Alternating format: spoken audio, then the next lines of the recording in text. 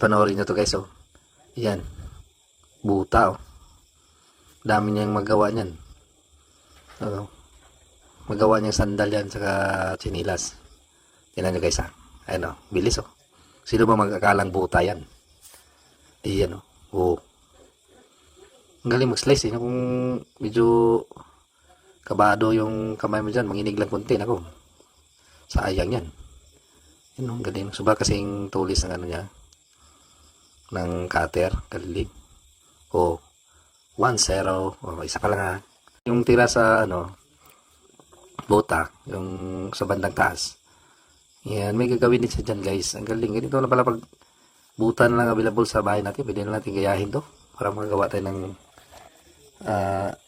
sandal o chinilas. Galing kasi, oh. Yan, oh. Tingnan nyo, guys. Yan. Hindi masasayang yung mga, ano, yung pinutol niya. Mas, ano pa to, solid pa tong mga materials na ito kasi buta yan, eh. Pangbukit agad. Bilis, oh. Oh. Tawarin, guys, oh. Yan, pasok. Yan. Galing, oh. Dilak talaga. Solid. Ayan. Yung isa naman tingnan nyo, guys. May pakinabang pa rin yan. Ayan. Ang galing. Ayun. Iulma na naman. Cut na naman to. Cut. Cutting. Yan. Suwabe.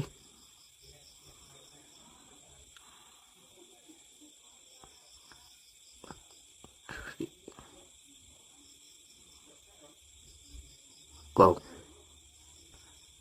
Ini kita ng rugby. Ito yung isa, yung tira sa buta, yung isang part. Yan. Siyempre may rin siyang guma.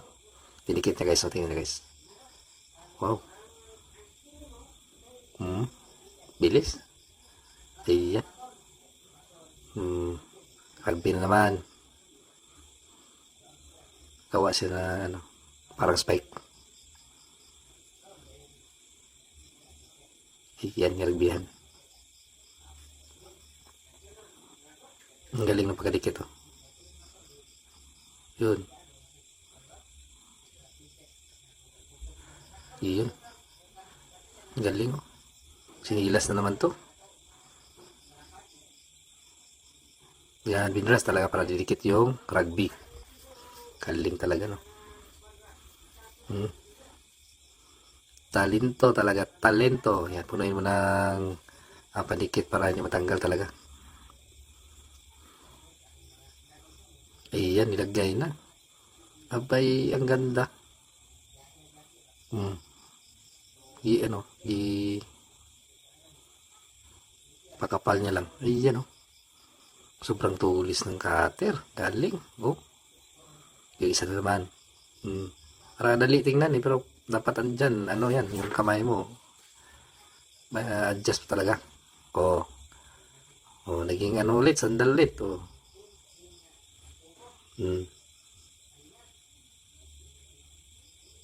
Oh, di ba? Ayan. Oh, yun. Solid yan. Solid na solid yan, guys. Oh. Nakaskuro talaga sa gilid. Oh. Tinatlo pa talaga. Oh. Ayos.